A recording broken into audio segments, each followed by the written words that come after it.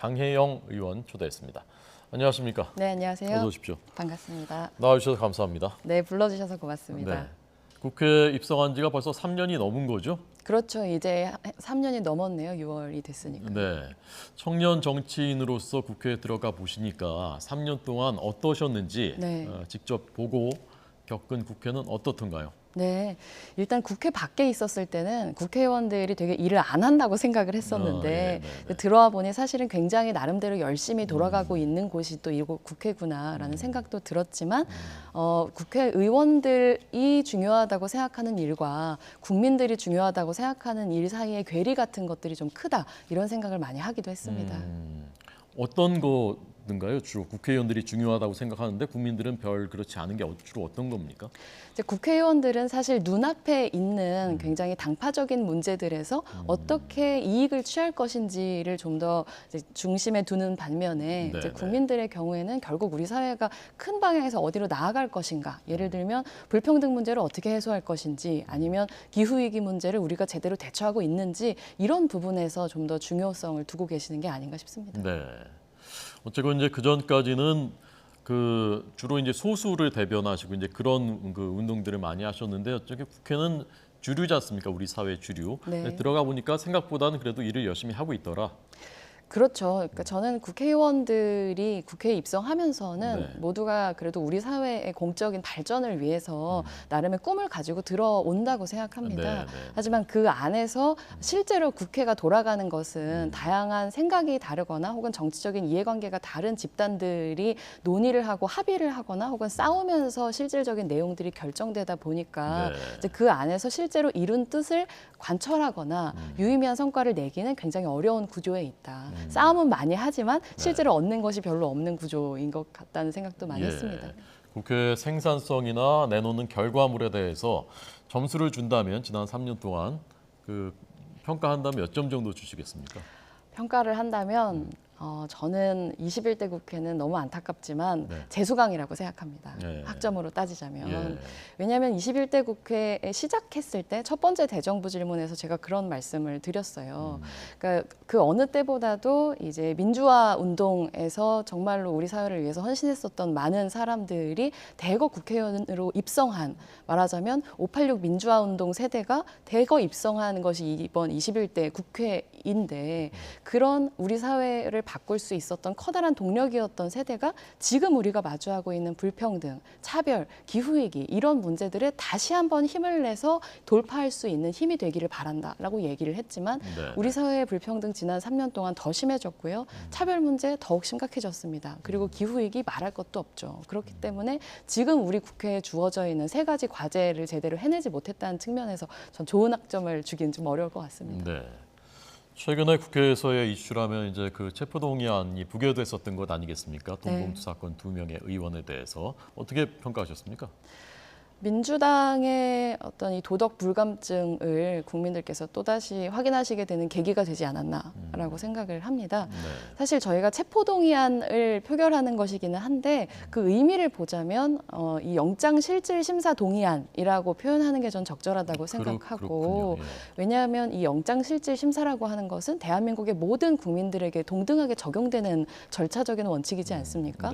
검찰이 뭐 범죄 혐의를 가지고 수사를 하고 기소를 해야겠다는 판단을 하는데 구속이 필요하다는 판단이 있기 때문에 사전 구속영장을 법원에 신청을 하고 법원이 판단하기에 구속이 필요하다면 영장이 나가는 것이고 그게 아니라면 불구속 기소를 하게 되는 그 절차를 거쳐야 하고 그 절차를 왜 국회의원이라고 해서 모든 국민들이 거치는 것을 거치지 말아야 하는가라는 게 정의당의 당론이라서 저희는 기본적으로 이 영장실질심사는 받아야 된다. 그래서 이 체포동의안 문제에 있어서는 늘 가결을 하자는 것이 당론인데요.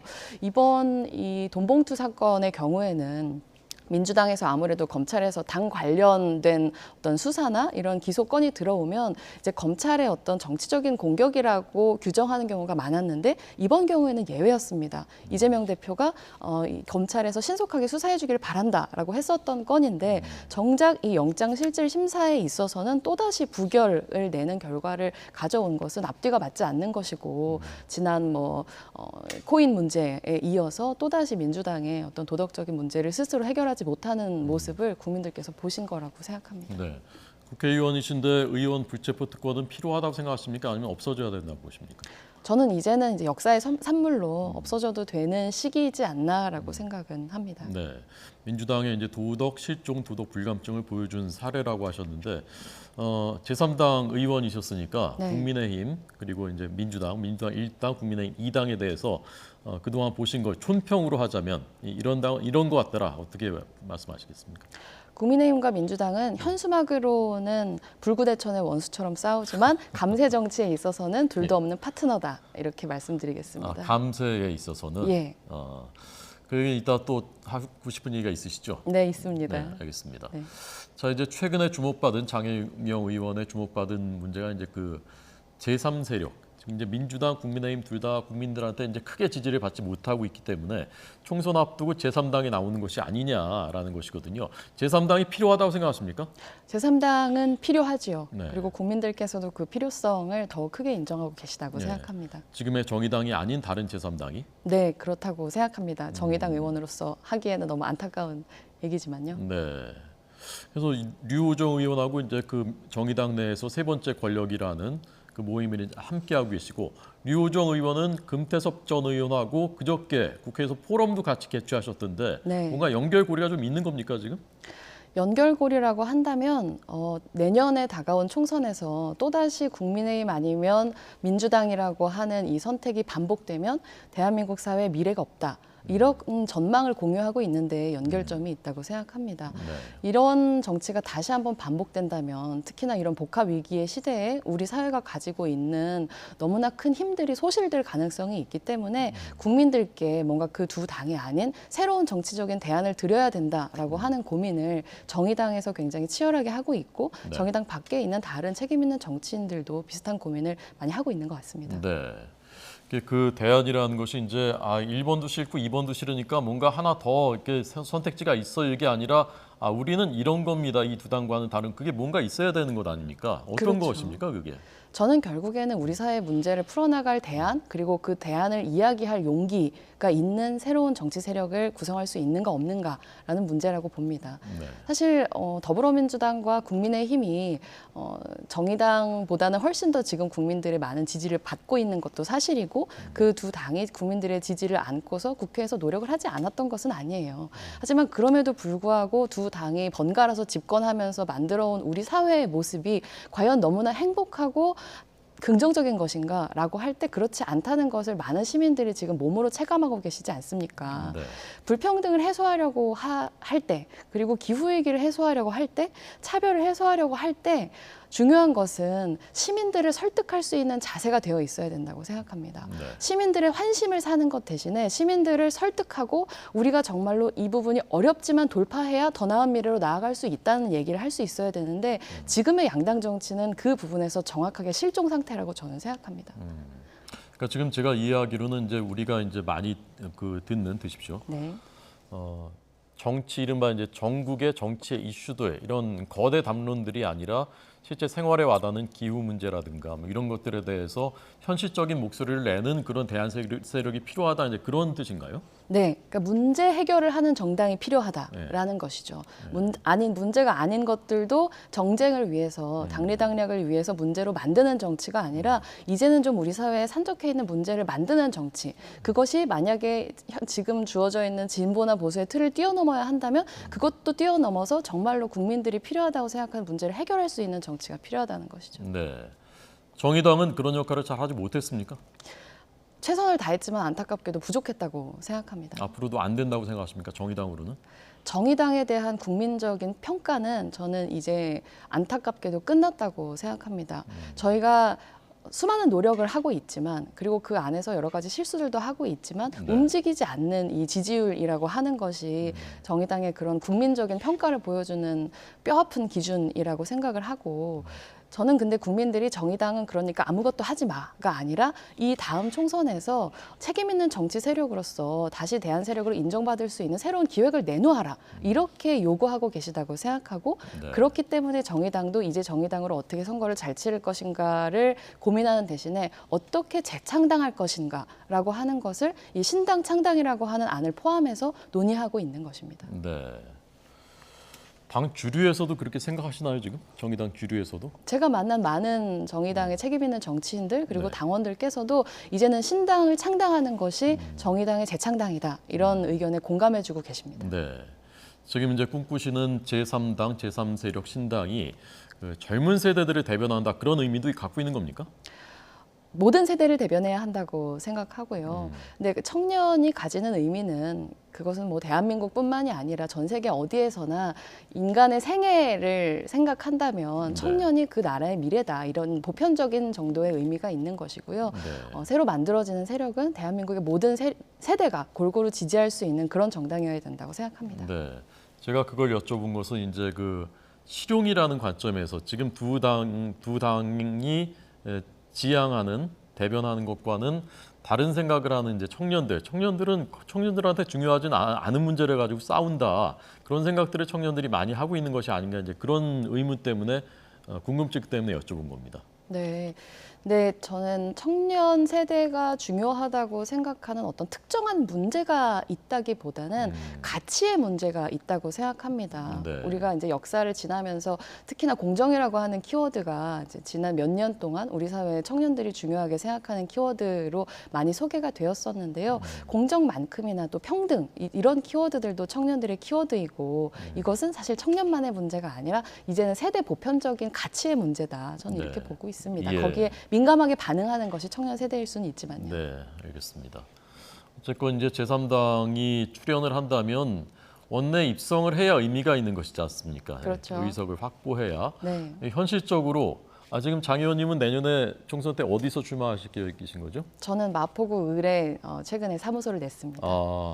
그러니까 마포을에 출마한다면 이제 제3당 후보로 만약에 나온다. 그러면 1, 2당을 제치고 이제 당선이 돼야 되는 것일 텐데 현실적으로 그게 이제 그 득표력이 어느 정도일까? 국민들이 얼마나 선택을 할까 하는 그 의구심이 있거든요. 어떻게 생각하십니까?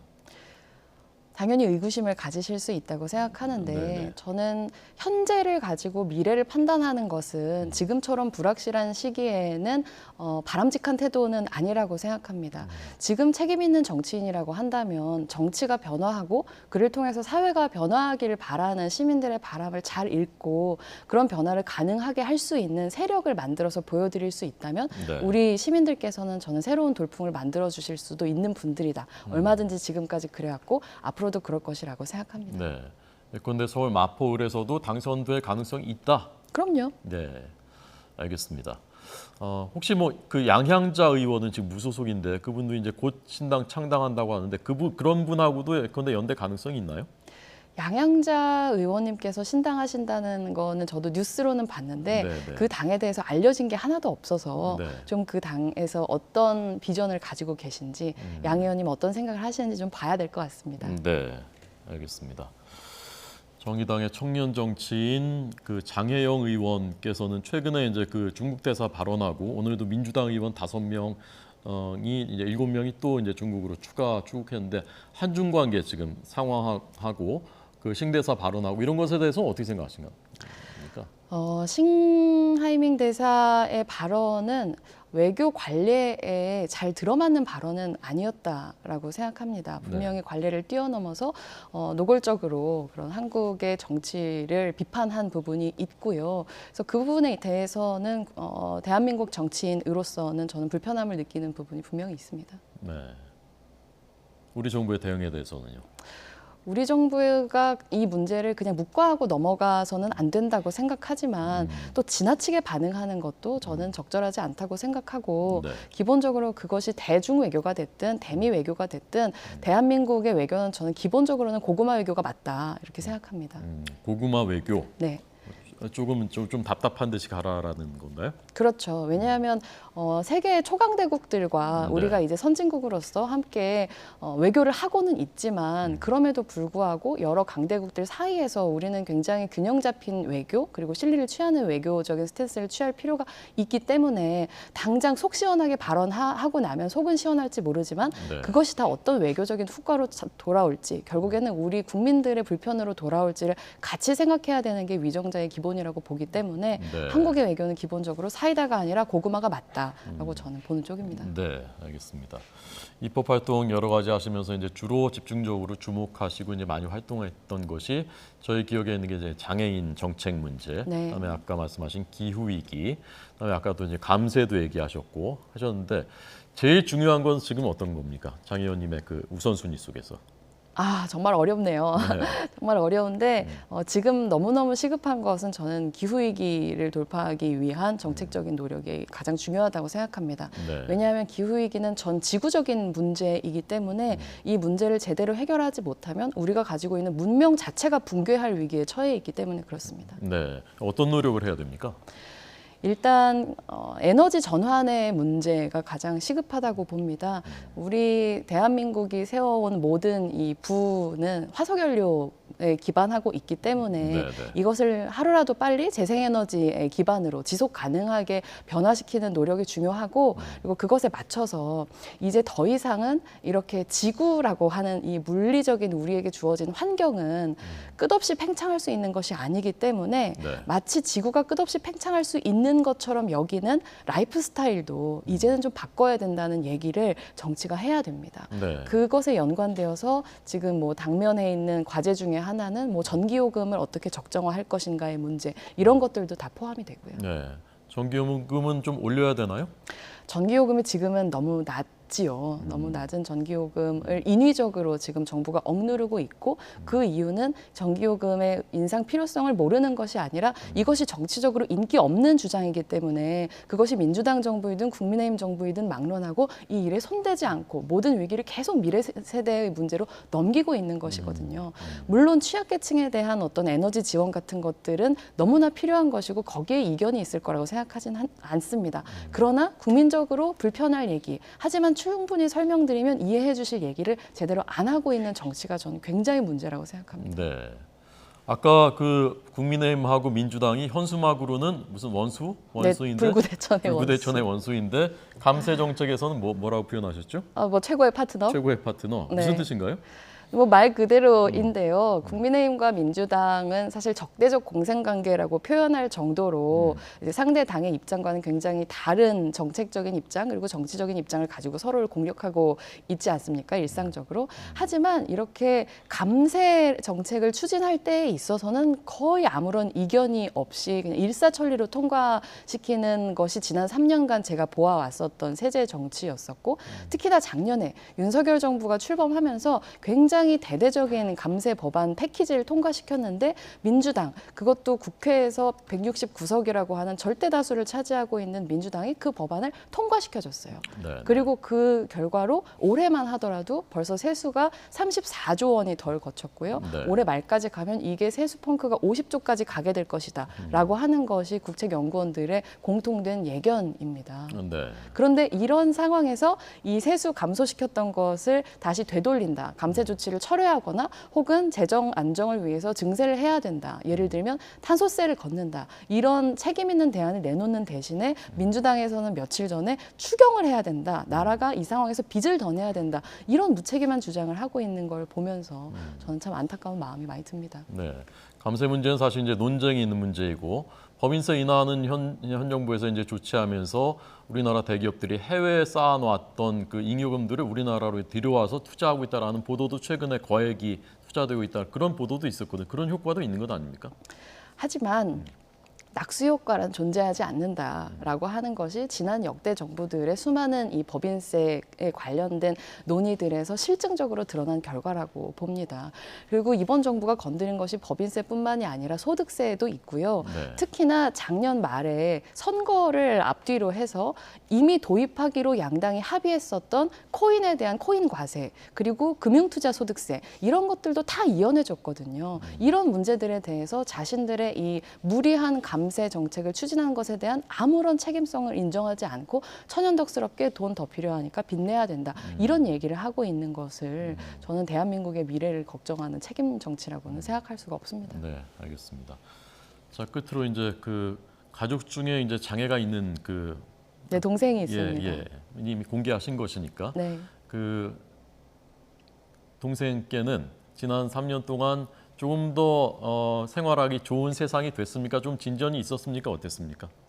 동생 입장에서는 언니가 바빠져서 잔소리를 덜 듣는다는 차원에서는 좋은 세상이 된 것 같은데요. 네. 아직 우리 사회가 사회적 약자들, 대표적으로 장애인들의 문제에 있어서는 아직 갈 길이 좀 멉니다. 당장 서울만 벗어난다고 하더라도 광역 간에 이동을 할 수 있는 충분한 저산버스 하나 없는 그런 나라거든요. 근데 이제는 우리가 세계에서 10번째로 잘 사는 나라, 이런 타이틀을 갖게 된 만큼 사회적 약자들의 삶이 우리 사회의 국격이 됐으면 좋겠다. 그런 나라를 만들기 위해서 많이 노력하겠다는 약속을 드립니다. 네. 아직 갈 길이 너무 많이 먼가요?